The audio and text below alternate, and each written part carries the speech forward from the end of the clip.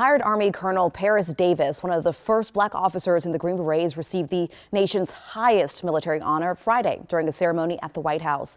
And as Willie James Inman reports, this ceremony was long overdue.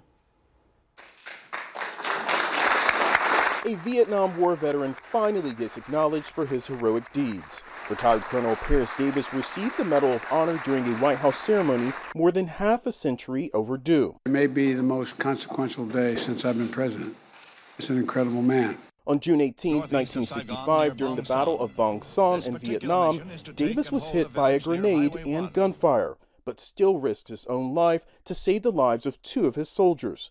And he then ignored an order to retreat in order to save the life of a third. Captain Davis' commander gave him a direct order, "Get on board." Davis' response was just as direct. "Sir," he said, "I'm just not going to leave. I still have an American out there."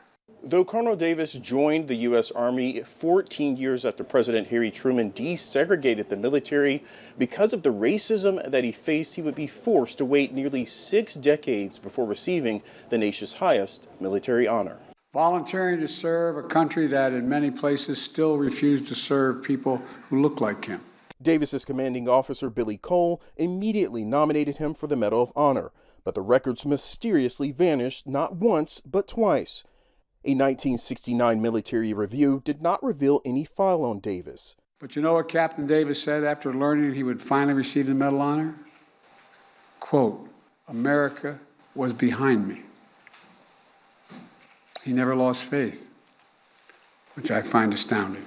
Davis is now one of just 65 Americans still alive to receive the honor, an honor that he says he shares with his Special Forces soldiers.